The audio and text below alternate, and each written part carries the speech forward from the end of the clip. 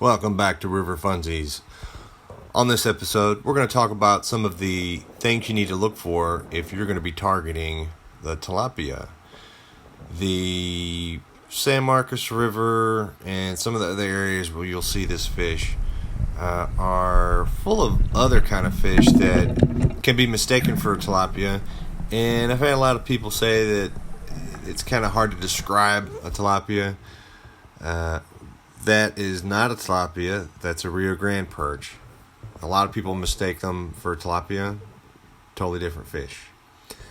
The rivers are full of sunfish. This is a long ear, and they can get pretty big, but there's some certain things that will make them very different from a tilapia.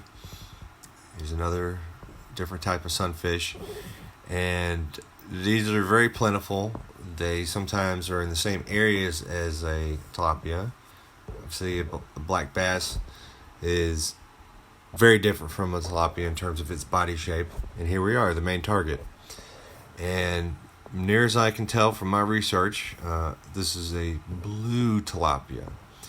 And in the spring times, you will find them in and around these large nests that they build, much larger than a perch nest.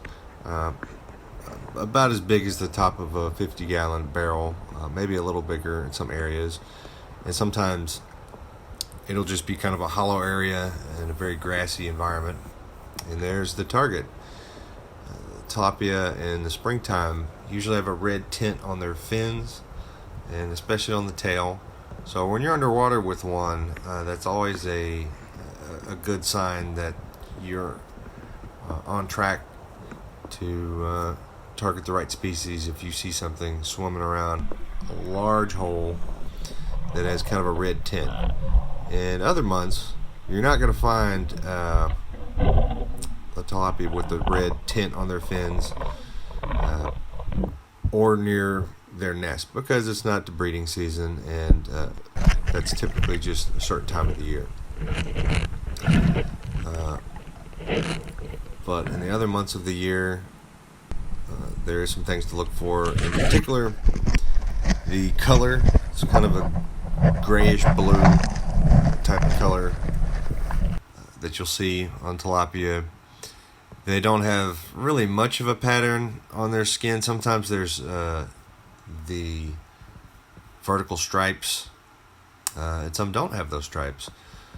But another thing to really keep an eye out for, if you think you're looking at a tilapia and you don't want to target a different species, to me it's the face. The face of the fish is kind of triangular shaped. Their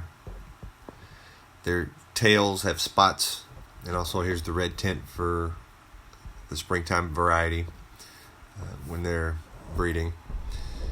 And also the dorsal fins, they run along pretty much the entire back, just to the top of the head, all the way almost back to the tail.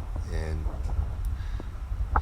that's also a telltale sign to give you a clue of what it is you're looking at, because that's the point of spearfishing. It's very selective when you're harvesting invasives, so you don't go out there and just target any old random fish. You're going to make sure you are actually harvesting what you're trying to target.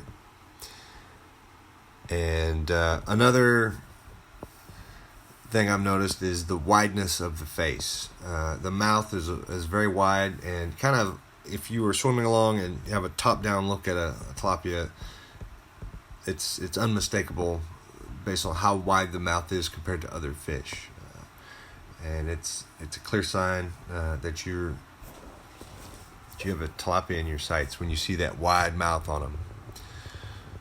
So, just some tips I've come across spearfishing in the local San Marcos area.